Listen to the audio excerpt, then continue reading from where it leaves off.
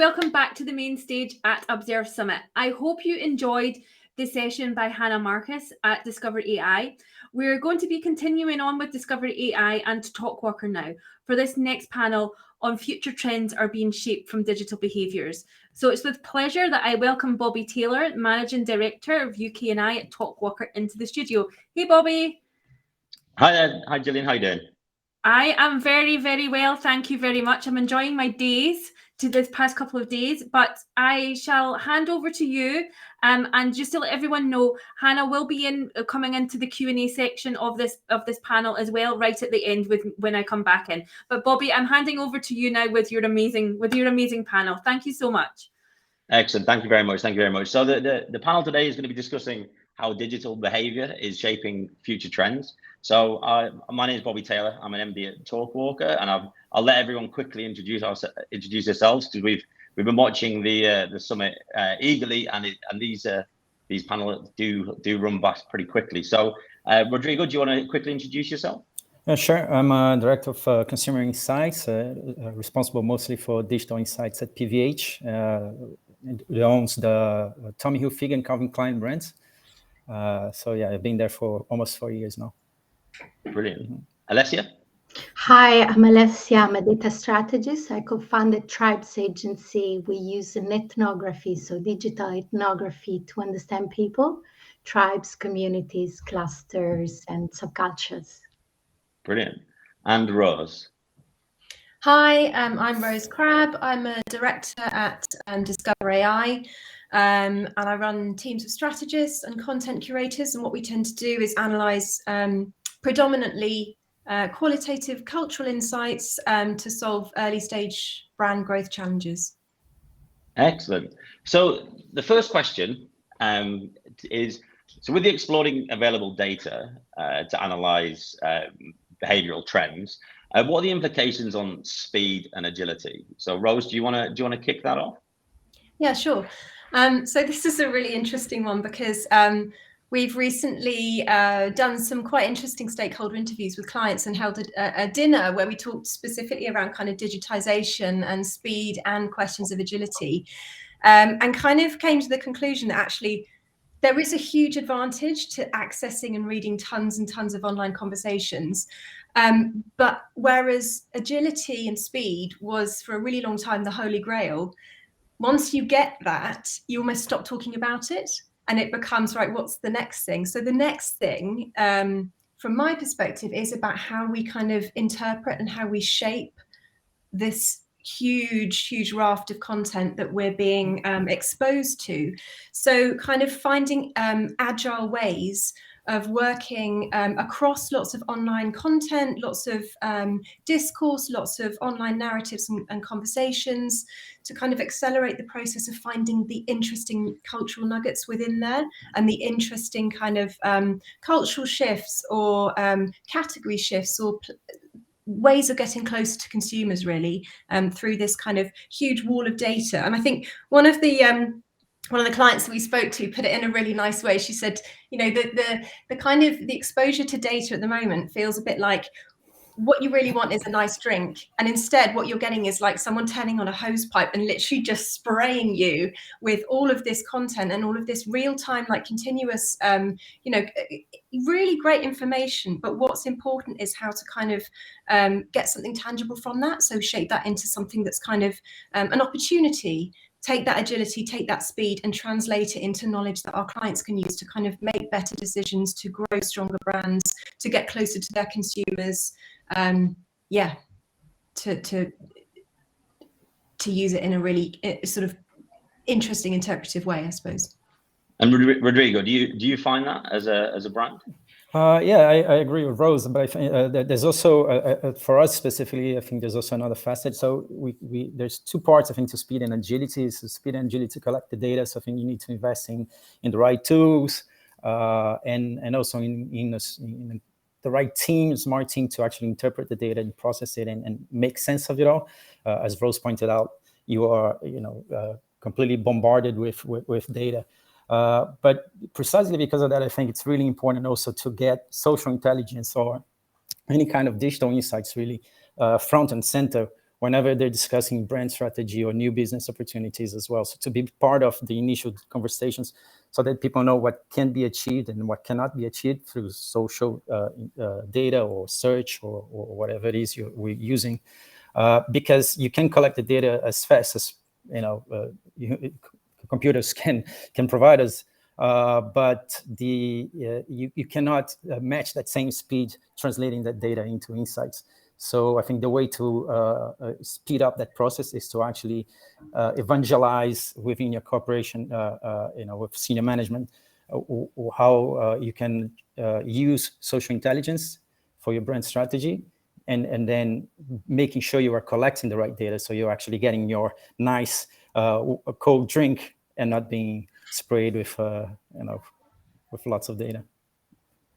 Alessia, and what are your thoughts on that? Yeah, completely agree. Data is everywhere, and we take for granted agility and speed. And that sort of, in my perspective, it created new needs, actually, data translation needs, because more and more departments need to handle first-hand consumer insights and data curation, because as Rose pointed out, it feels like a wall of data. It's overwhelming. And finally, data synthesis, which is also very important, because it comes from so many different sources and in different formats that, at the end of the day, we do this to help decision makers understand what trends and what signals are important for their own business. Interesting. So speed's important. There's huge amounts of data. Agility is like in any business now, things change so fast.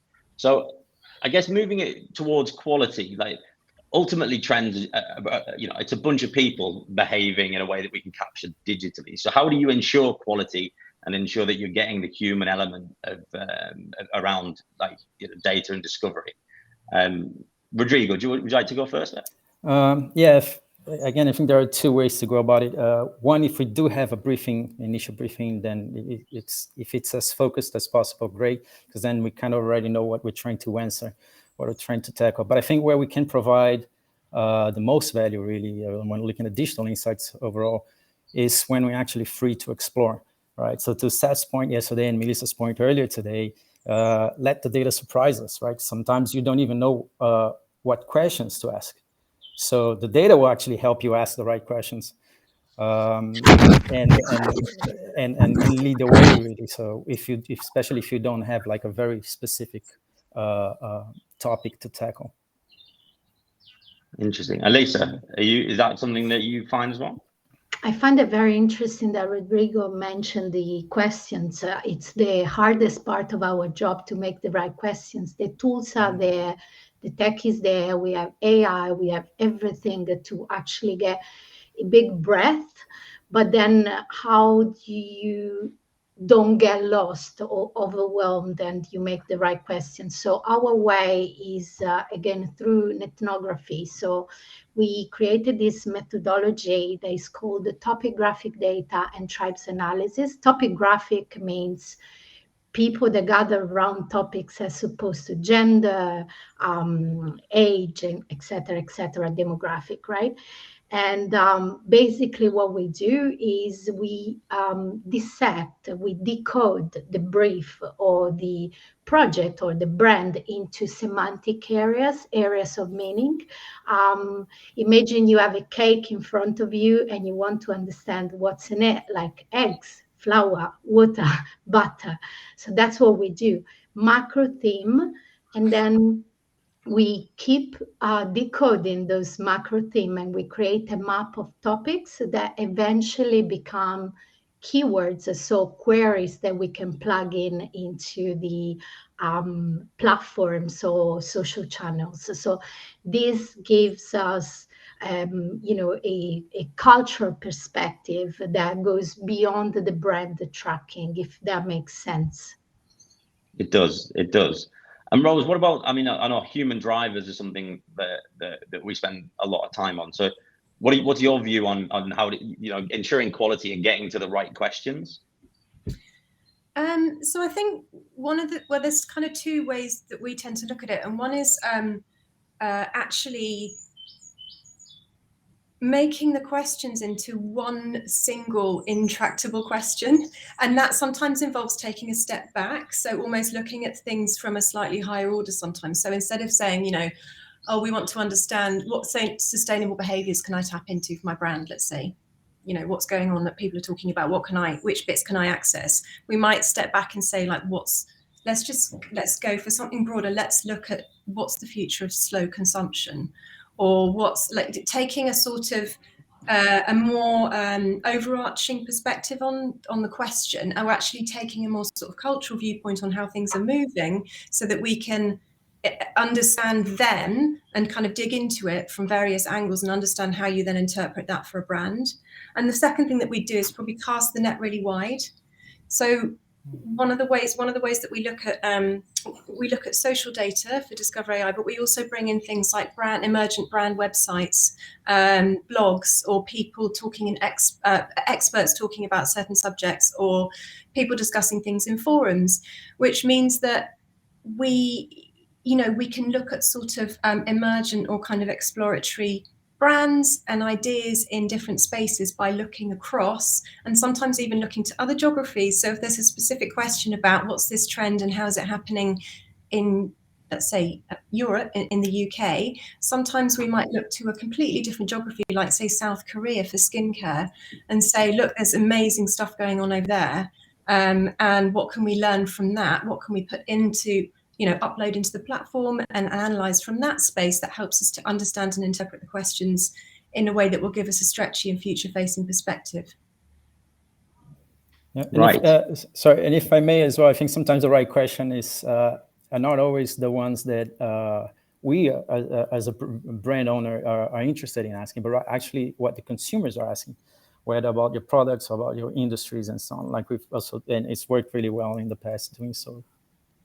Agree with that. Actually, we found that recently with this case study that as opposed to one industry, one vertical, we are analyzing a sort of a landscape vision on sustainability, because every industry has a Tesla or an Impossible Food or a Patagonia. So it's extremely interesting for the other brands to understand where the Patagonias, the Impossible, and the Teslas are going, even though they are not completely in the same direction of the same strategy, if that makes sense. Does it? And it's an interesting way of looking at it. So, and this brings us to the final question. So, one way you can look at it is the questions that you're asking, but the more interesting side is looking at the questions that customers are asking. So, I guess with the move to more, there's going to be more and more data, more and more channels, more and more ways that digital behavior can be mapped and analyzed. So does this spell the end of traditional research? Is that too bold a statement to make? Rodrigo, what do you think? Me, okay.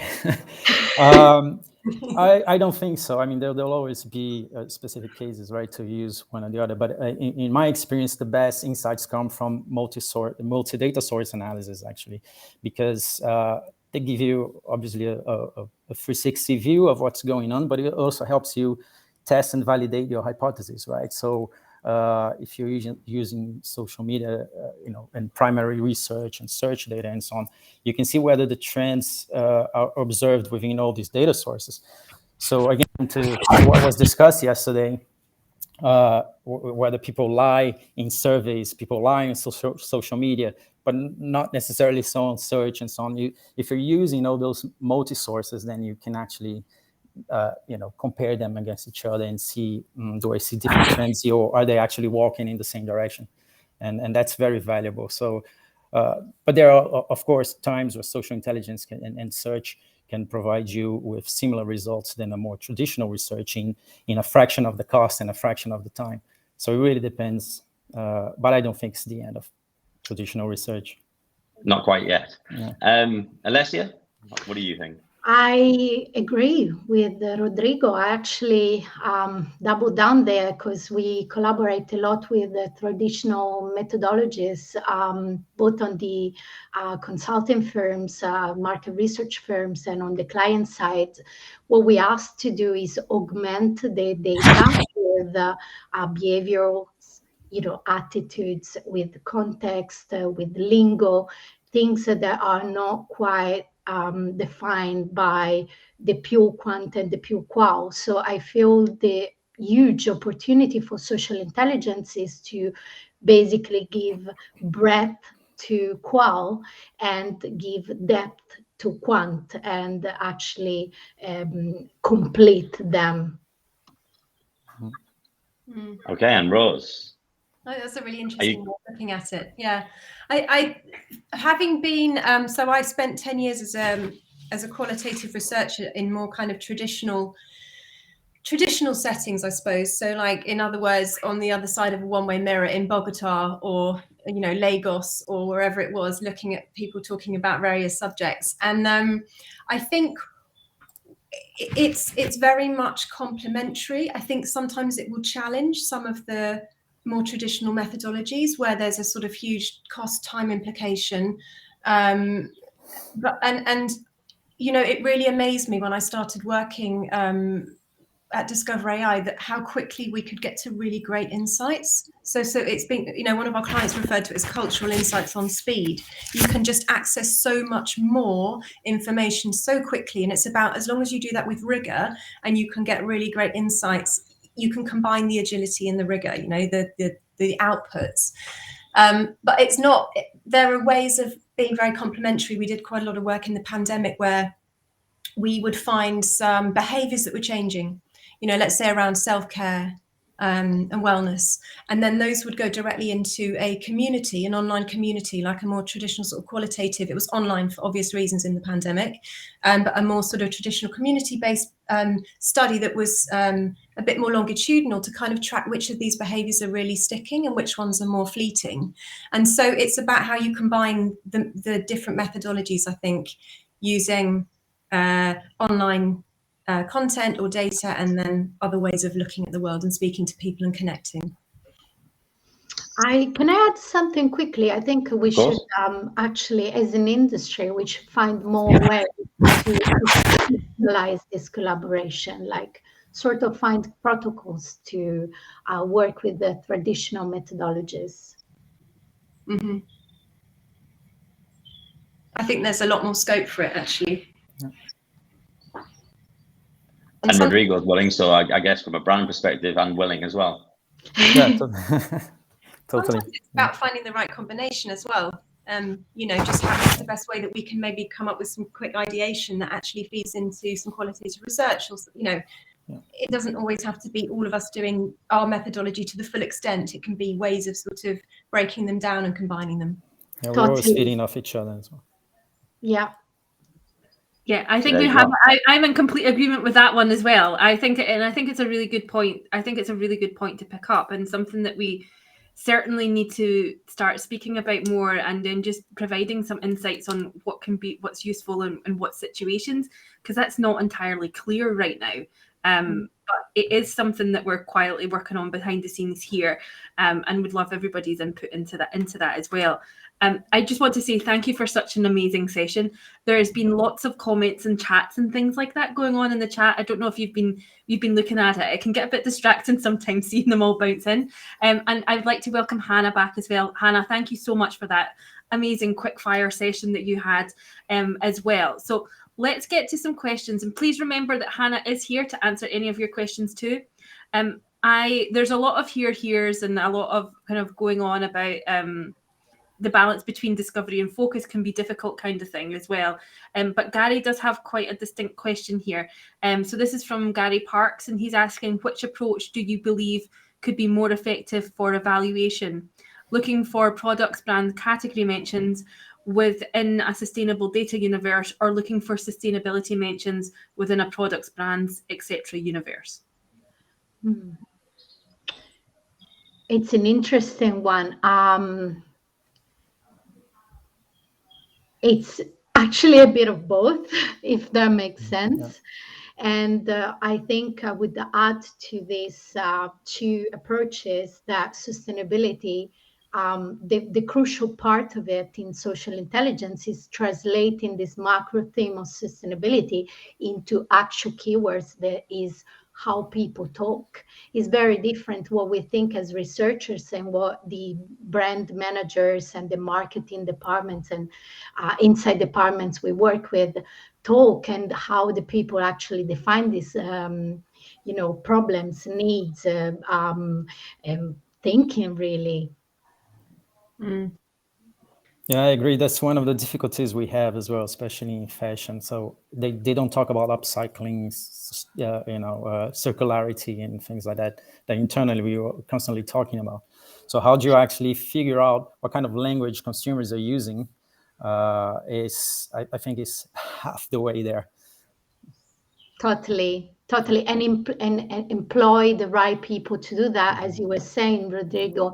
So it's incredibly, at that stage for us, it's not AI, it's the psychologists and the anthropologists that work on that. So yeah, it's a bit of both, Gary, and it's a great point yours, especially about sustainability. There is a very important theme right now, but as we know, what people do is not exactly what people say, and what people do don't exactly always coincide, and they're not the same thing. So yeah, I would agree as well, that actually it is a combination of both. It makes me think of a question that we had, which was, we want some interesting insights around sustainability for our corporate social responsibility kind of platform. And it was for a whiskey client, and they said, but what I don't want to hear about, I don't want to hear anything about planting trees, and I don't want to hear anything about repurposing whiskey casks. Great other things. And I was like, okay. So what we did was we took a bunch of online content that was around both of these things, looking at what consumers are saying around sustainability and sustainable behaviours in other spaces, totally unrelated to whiskey or even alcohol. And then we also looked at what brands in the whiskey and the alcohol categories are doing. It was in the US, I think, particularly, to sort of promote sustainable behaviours that do not look like planting trees or repurposing whiskey casks. So it is taking spotlight from both angles and shining them, seeing what comes up in the kind of concentricity between the two. Brilliant. Thank you very much for that. I'm moving on to Joe's question. We do have time for this. So if you are discovering questions from consumers on social, have you ever used that data to shape the questions asked via surveys and focus groups? Yeah, definitely. We did it many times. Like I was saying before, we actually it was the brief to augment what the client called the pen portraits and demographic that couldn't serve the media buying, the communication, the brand building with the social data. So definitely we had to make this sort of translation into social intelligence. Yeah. Yeah, we do it constantly as well, and the other way around too. So we also feed off surveys to look at specific social insights. One good example is when looking for the best talent to partner with for a specific campaign and so on. So what kind of overlap is there with followers of this artist with our own brands? Or what kind of imagery and attributes are strongly linked to that person that match the brand principles and brand values as well. So that's just one example. And we can either run the survey earlier or after the work we've done in social. And then we put, like I said before, having a multi-source analysis actually leads to the best results at the end. And sometimes it's the responses or the attributes within the survey that that we might feed into. So it's not necessarily even the shaping of the questions that you ask consumers, but the responses that are available for them to choose between. So for example, looking at thinking of an example where we did something about style and people's and clothing and the sort of trying to understand and make sure that it was appropriate for things like genderless or gender neutral clothing and that sort of thing, making sure that the actual responses that one can choose from are appropriate and on the money for how consumers are interpreting personal style at the moment. Brilliant. Is there any questions at all for Hannah coming in? I know we've brought her into this session from her amazing challenge session and the session before. So if you do have anything, please do pop it in. We're getting some thanks for a great session. Phil, is just one final thing I want to touch on. We've got a thing here from Phil's Sones, and he's saying, feels like emergent trends and future trends are rather different. The former is doable, but the latter naturally remains a bit elusive. Do you have any final comments on that? I think COVID is a great example, right? So the biggest challenge when COVID started 2 years ago was precisely trying to understand, okay, what is here, what is happening because of COVID and it's temporary, and what's here to stay, right? Is flexible work, remote work going to be here to stay, for instance, or not, right? Bread machines were one of the top 3 best-selling products in the US in the first few months of the pandemic, right? Are people still making bread at home? Probably not, but I guess remote working is one of the, here to stay kind of trends. So I think that's one of the challenges that we have, and especially also in fashion, where we need to try and predict a year in advance what consumers will want to wear for the next season. It's quite challenging, but I think it's possible to predict a few, but not all of them. It's a hit and miss. Okay, thank you. I think just a small comment on that as well. Yeah. Depending on on which market you're looking at as well, an emergent trend in one market might have been a future trend from another. So it depends what lens that you're looking at. Yeah. And I think that we did a lot of work in South Korea around some of the beauty trends, which then have translated into mainstream. So it depends on what lens you're looking at it and what particular sort of perspective you're looking at as well. Yeah. Brilliant. Well, thank you so much for that, and thank you everybody for getting involved in the chat. Stuart's saying his sourdough starter slowly died in the back of his I think most people have had that happen to them somewhere along the past 2 years. But thank you so much for an amazing panel, and Hannah, thank you for accepting our challenge as well. It's been really great to have you here. So everyone else, and you're all very welcome to join us for the next session too. It will start on the hour on the main stage. So we're going to have a short break now, but thank you so much. You were all fantastic. Thank you. Thank you. Thanks, Gillian. Bye-bye.